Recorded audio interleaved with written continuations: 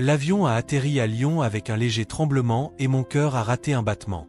J'étais en France, un nouveau monde s'ouvrait devant moi, plein d'opportunités et de défis.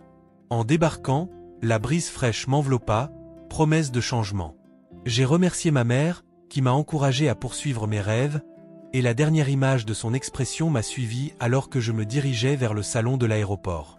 Avec mon nom écrit sur une pancarte, j'ai vu Pierre Martin, un homme d'âge moyen au sourire chaleureux et aux yeux curieux. J'ai adoré, n'est-ce pas? Bienvenue en France.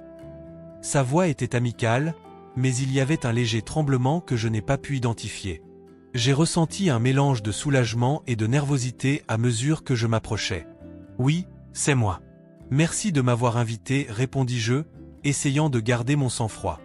L'anglais n'était pas mon point fort, mais j'étais déterminé à communiquer. Pierre m'a conduit jusqu'à la voiture, et en chemin, il m'a parlé de la ville, de ses endroits préférés et de la culture française. J'ai écouté attentivement, absorbant chaque mot, jusqu'à ce qu'il fasse une pause. Vous devez être impatient de goûter à la cuisine locale. J'espère que vous aimez le fromage et la baguette. Mais ne vous inquiétez pas, rien de tel que la cuisine sénégalaise, non? Il rit, mais son rire avait un côté maladroit, comme s'il essayait d'apaiser une tension invisible. Oui, la cuisine sénégalaise est assez spéciale, répondis-je, ne sachant pas trop comment interpréter la blague. Ce commentaire m'a mis mal à l'aise, mais j'ai choisi de l'ignorer. Après tout, j'étais dans un nouveau pays et j'essayais de m'intégrer. Lorsque nous sommes arrivés chez les Martin, j'ai été accueilli par Clara, leur fille adolescente, qui m'a accueilli avec un sourire radieux. Salad Amadou. Je suis tellement contente que tu sois là. Vous allez adorer Lyon, j'en suis sûr. Son énergie était contagieuse et je me sentais un peu plus à l'aise. Merci, Clara. Je suis heureux d'être ici, répondis-je, essayant d'égaler son enthousiasme. Le dîner de bienvenue était un mélange de plats français et de quelques spécialités sénégalaises que j'avais préparées à partager. Au fur et à mesure que la nourriture était servie, la conversation coulait et j'avais du mal à suivre. Pierre a parlé de son travail et de ses voyages, tandis que Clara a posé des questions sur le Sénégal. Cela m'a soulagé, mais je me suis vite rendu compte que ces questions révélaient une curiosité qui frôlait la superficialité. « Alors, Amadou, tu as beaucoup de lions là-bas ?» demanda Clara avec un sourire. « Genre, est-ce que tu vis vraiment dans une jungle ?»« Non, pas exactement, » répondis-je, ressentant un sentiment d'inconfort. « Là-bas, les villes sont modernes, comme ici. Il y a bien plus que de simples animaux sauvages. » Ok. J'ai comprends. Donc ce n'est pas comme au cinéma? Continua-t-elle, complètement inconsciente de mon embarras.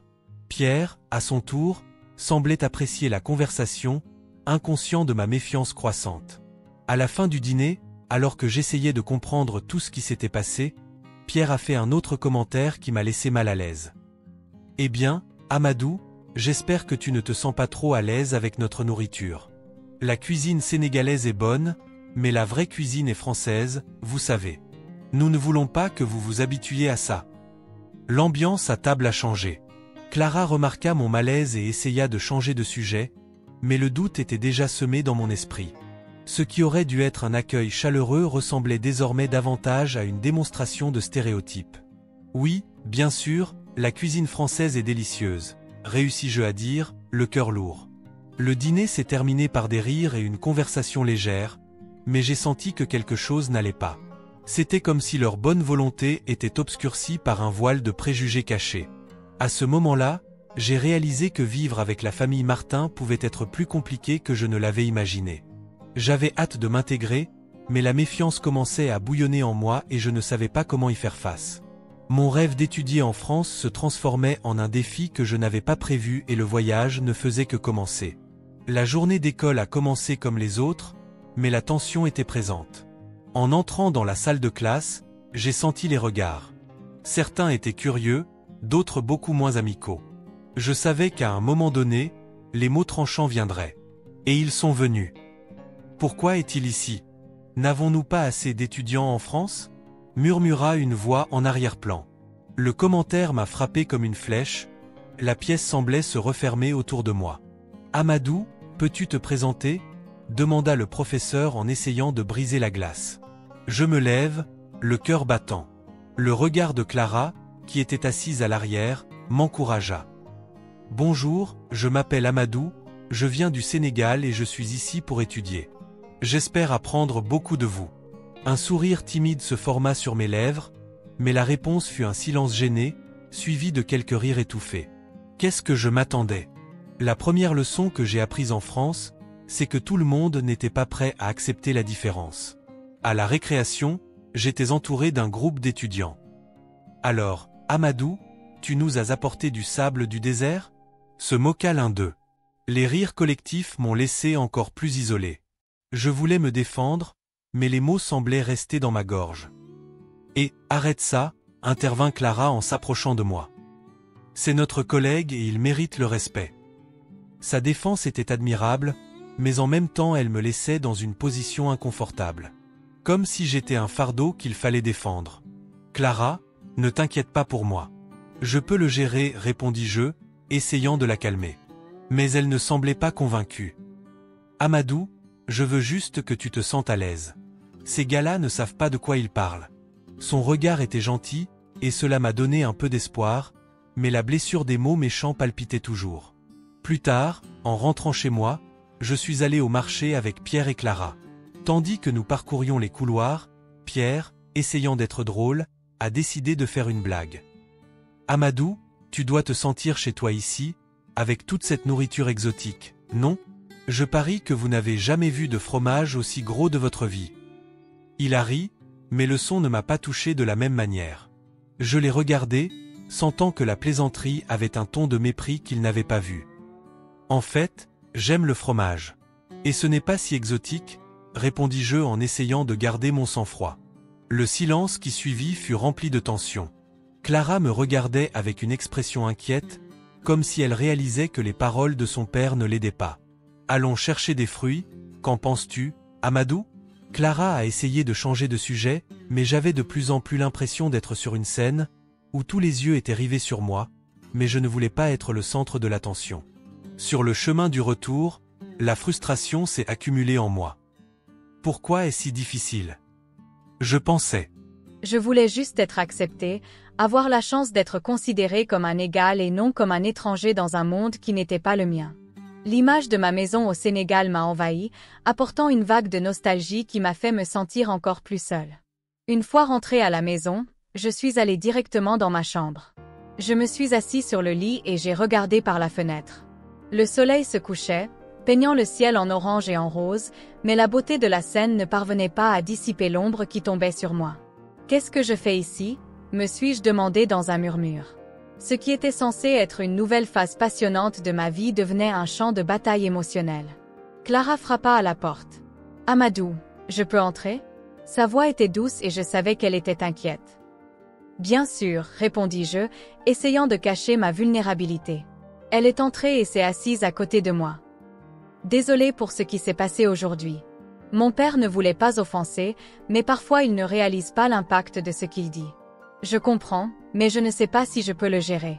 Je veux juste étudier et me faire des amis, dis-je, la frustration étant évidente dans ma voix. Je vais t'aider, je le promets. Résolvons cela ensemble, a déclaré Clara en me tenant la main. Sa connexion m'a apporté un petit soulagement, mais les cicatrices laissées par ses amis et les paroles de son père étaient encore fraîches. Le chemin à parcourir semblait difficile, mais peut-être qu'avec Clara à mes côtés, je pourrais affronter ce nouveau monde. La matinée était claire et ensoleillée, une journée prometteuse à Lyon. J'avais décidé qu'il était temps d'ouvrir mon cœur à Clara, de partager les insécurités qui me consumaient. Après le petit déjeuner, pendant que Pierre partait travailler, j'ai pris une profonde inspiration et j'ai appelé Clara pour discuter. « Clara, tu peux m'écouter un instant ?» ai-je demandé nerveusement. Elle se tourna, une expression curieuse sur le visage. « Bien sûr, Amadou. Ce qui s'est passé ? Vous avez l'air inquiet. » Je voulais juste parler de ce que je ressens ici. Parfois, j'ai l'impression d'essayer de m'intégrer, mais il y a un obstacle que je ne parviens pas à surmonter. Clara fronça les sourcils et s'assit sur une chaise à proximité. « Que veux-tu dire par là ? C'est juste que même quand toi et ton père essayez d'être gentils, il y a des moments où j'ai l'impression de ne pas être vraiment acceptée. La façon dont certains de tes amis me regardent, ou les commentaires qu'ils ont faits à l'école. Cela me donne l'impression d'être constamment évaluée. Elle resta silencieuse un instant, pensive. Je n'avais pas réalisé que tu ressentais ça. Je pensais que nous allions bien. Que puis-je faire pour aider? Je ne sais pas. Peut-être que si vous me présentez à vos amis d'une manière plus détendue où je peux juste être moi-même sans la pression d'être l'étudiant sénégalais, cela pourrait aider. Clara hocha la tête, la détermination naissant dans ses yeux. Je vais le faire. Je promets que je vous les présenterai d'une manière qui vous mettra à l'aise. Et si quelqu'un fait un commentaire stupide, je le défendrai. Merci, Clara. Cela signifie beaucoup pour moi. La conversation nous a rapprochés, un soulagement au milieu de la tension que je ressentais. Nous avons décidé d'aller nous promener dans le parc plus tard, où elle a accepté de me présenter des amis. Le soleil brillait de mille feux et l'attente d'un nouveau départ m'excitait. Lorsque nous sommes arrivés au parc, la joie sur le visage de Clara était contagieuse. Elle m'a présenté à ses amis et j'ai essayé de rester calme. J'ai été accueillie avec des sourires et des salutations, mais la tension a commencé à monter lorsqu'un ami de Clara, nommé Lucas, s'est approché. « Alors, tu es Amadou, non? Le gars qui est ici avec la bourse ?» dit-il avec un sourire. « Oui, c'est moi », répondis-je en essayant de sourire en retour, mais il y avait quelque chose dans son ton qui me faisait appréhender. « Cool. Ça doit être très différent de vivre en France, non ?»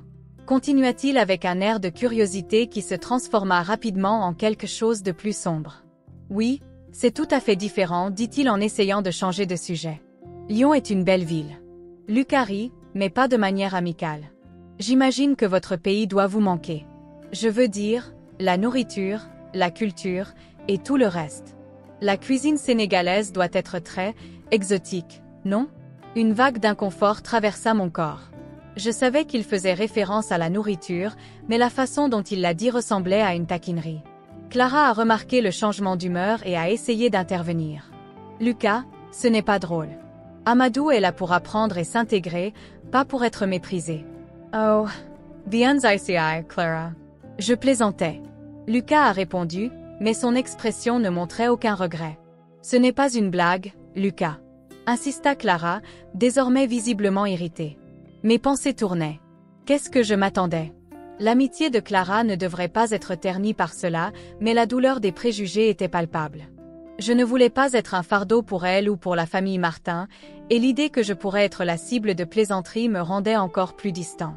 J'ai besoin d'un moment, murmurai-je en m'éloignant du groupe, sentant les larmes menacer de s'échapper.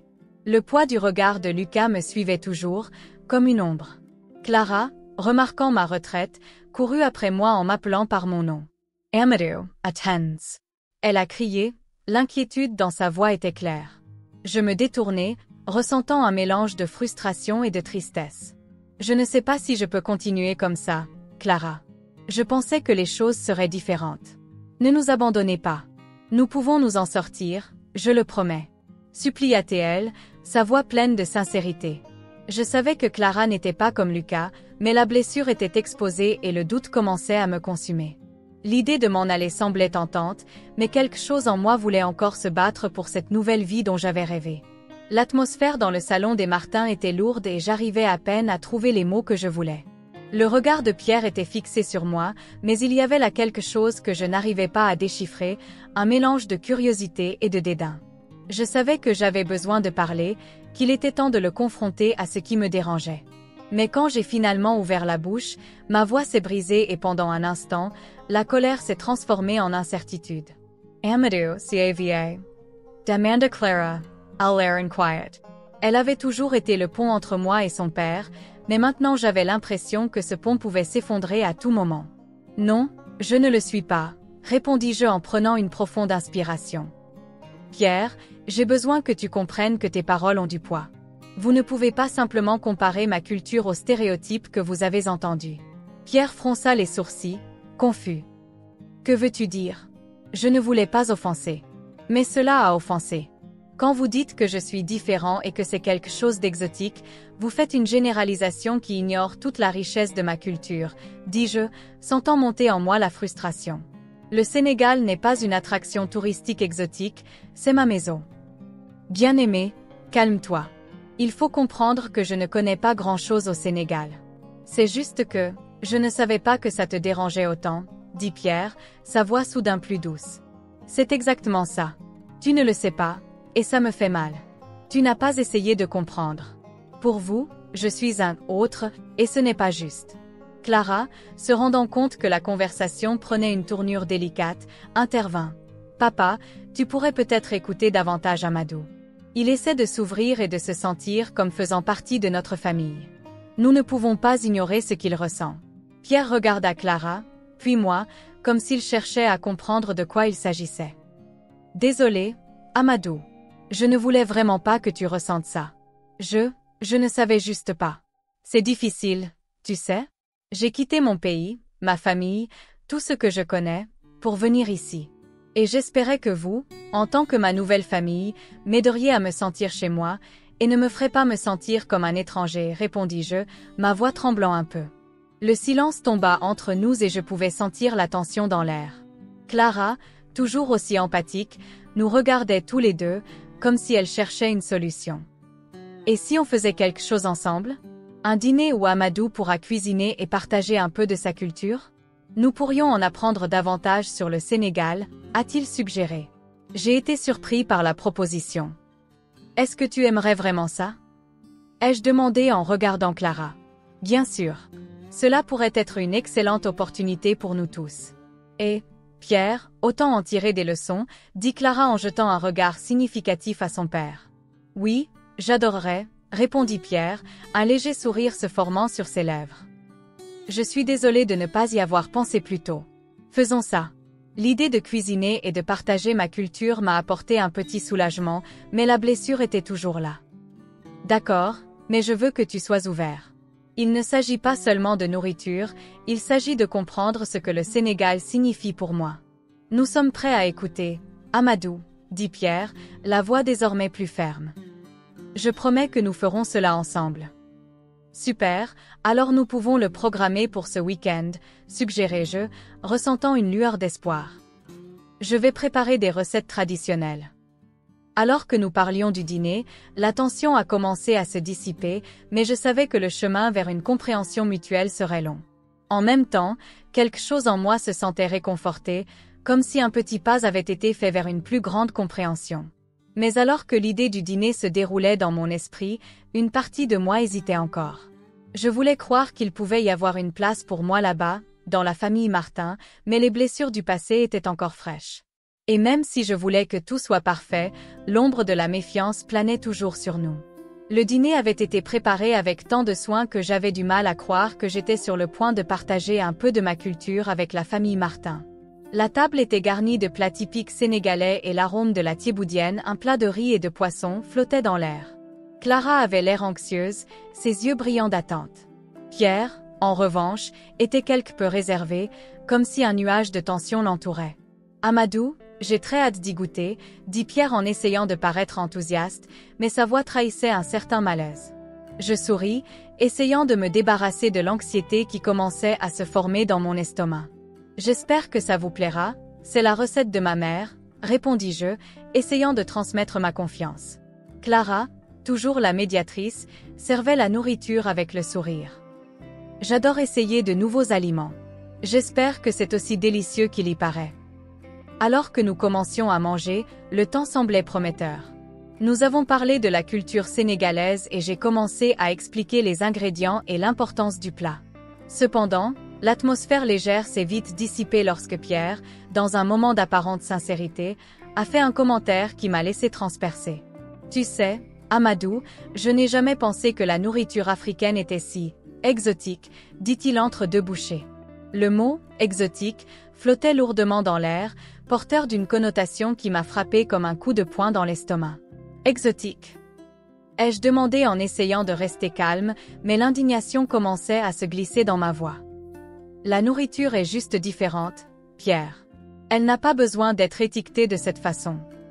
Pierre semblait se rendre compte qu'il avait dépassé les limites, mais au lieu de s'excuser, il a simplement continué à manger, comme si sa bouche était plus occupée par l'assiette que par les mots qui en sortaient. Clara, dans un effort pour apaiser la tension, essaya de changer de sujet. Amadou, peux-tu nous apprendre à réaliser ce plat un jour? Ce serait amusant. Mais la blessure était déjà ouverte. Je ne pense plus avoir besoin de partager quoi que ce soit, répondis-je d'une voix lourde. Si c'est ce que tu penses, je devrais peut-être me retirer un peu. La pièce devint silencieuse et je sentis la frustration monter en moi. Je me levai brusquement, sentant que la seule issue était de sortir de cette situation qui, au lieu de m'accueillir, semblait m'étouffer. « Amadou, s'il te plaît, ne pars pas !» s'exclama Clara en se levant rapidement. « Ton père ne voulait pas offenser, il ne sait tout simplement pas comment s'exprimer parfois. » « Mais il ne se soucie pas d'apprendre, Clara, rétorquai-je, l'émotion obscurcissant ma vision. Il me voit juste comme une curiosité, quelqu'un qu'il peut étudier mais qu'il ne respecte pas. J'ai quitté la pièce et je suis allée dans ma chambre, ressentant le besoin de passer du temps seul. Colère et déception mélangées dans mon cœur.